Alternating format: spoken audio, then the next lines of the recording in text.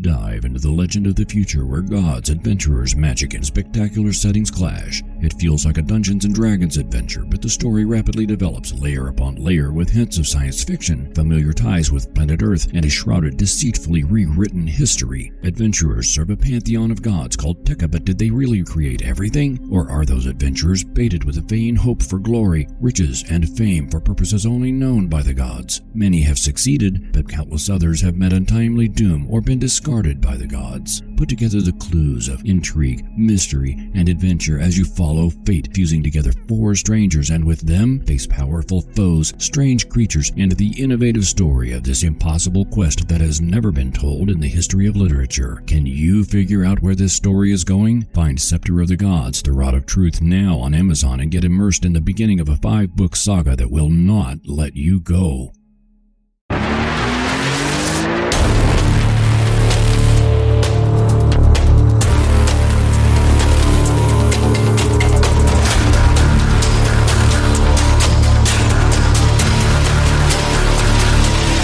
Good morning and welcome to the Motivational Devotional, where we are merging motivation and spirituality to create a daily dose of confident positivity.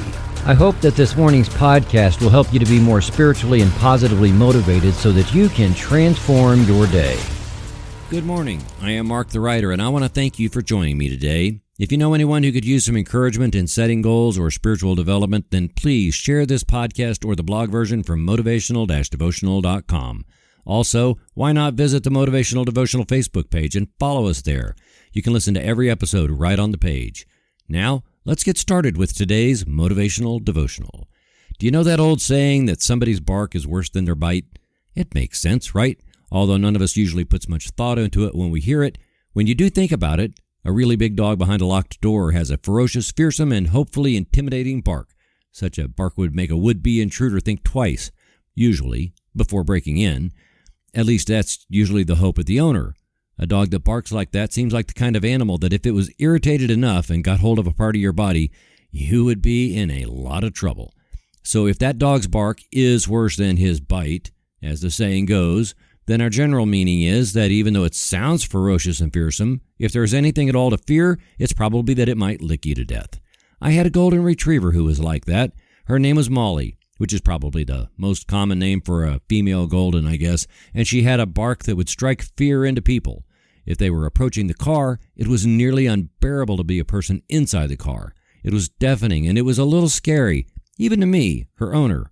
I did hear once that most domestic cases of dog bites were from, get ready for this, golden retrievers, not Rottweilers or Dobermans or Pit Bulls. It's those cute and adorable Goldens. So, after hearing that, I kept a watchful eye and never assumed that her bark was worse than her bite, because I just didn't want to find out for sure.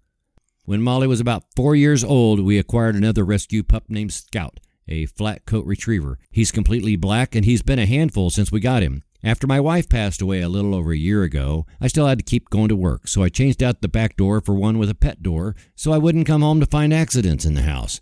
I have good dogs, very well-behaved dogs, but 9 hours is a bit much for any animal. I know I can't do it. What I hadn't considered, though, was that every time I would take them out, I had the power of the leash to use for little corrections if they barked or tried to lunge at anyone or anything.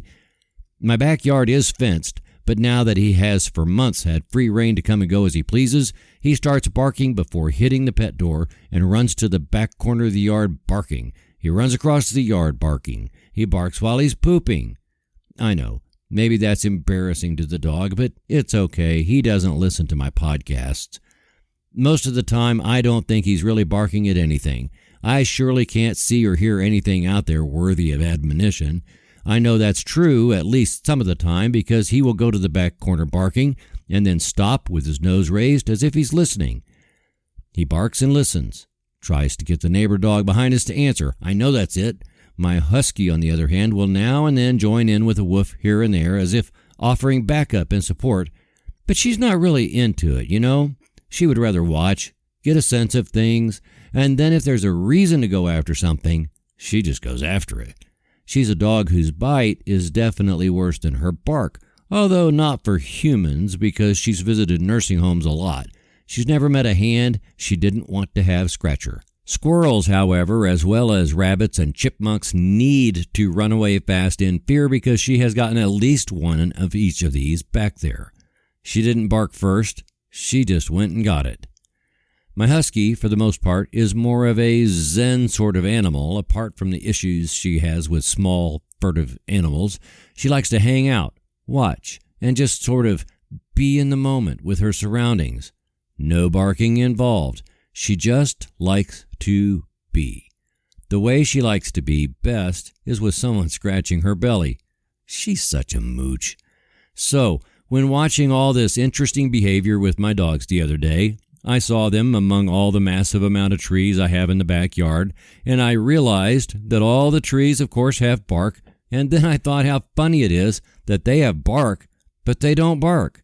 Dogs bark, but they don't have bark. I love words, and that little thing just struck me as hilarious. The things that have bark don't make a sound. The things that make a sound don't have bark, but they make noise that drives some of my neighbors nuts. So, the title of this podcast today is Why Trees Don't Bark.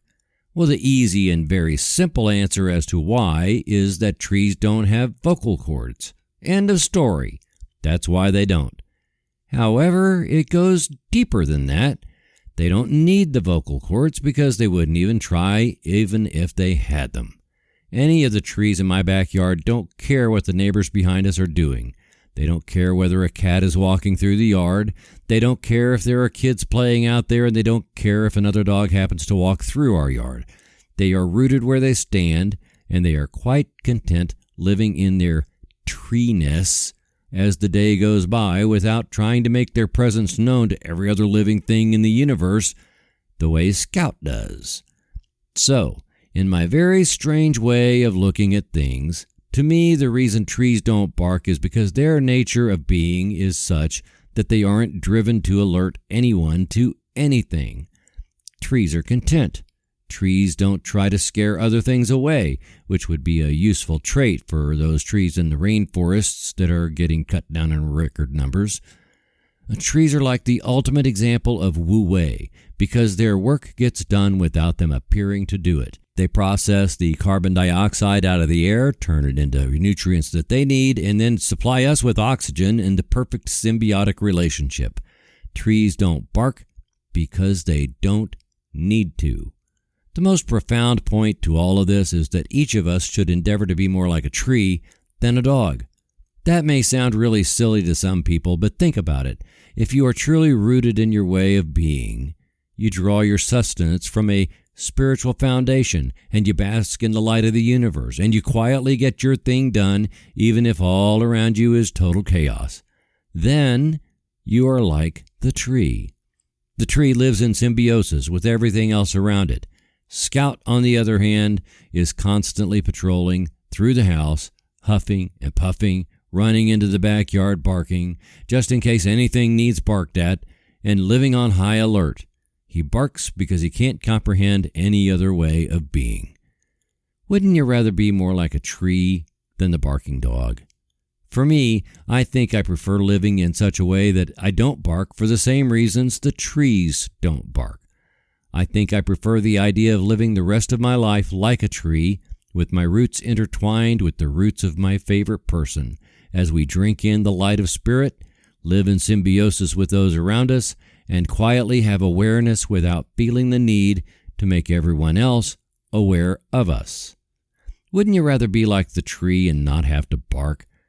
Wow, what a beautiful world we would have if all the noisy barking would stop all across the news channels and the political arenas. We need a world full of trees and not barking nuisances.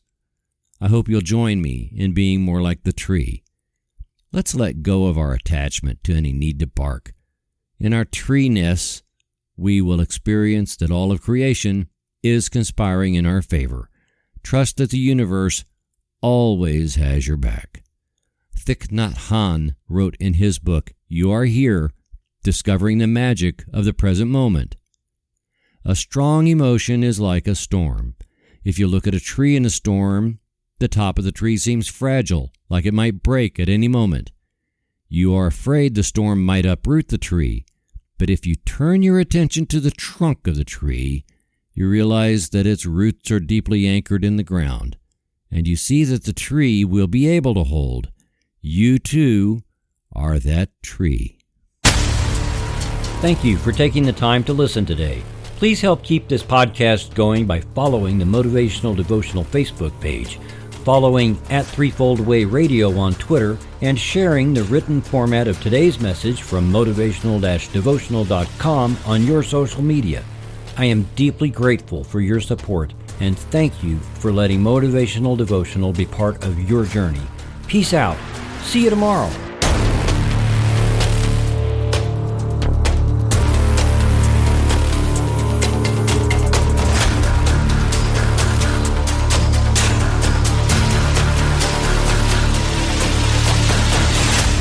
Motivational Devotional is a production of Threefold Way Radio, LLC.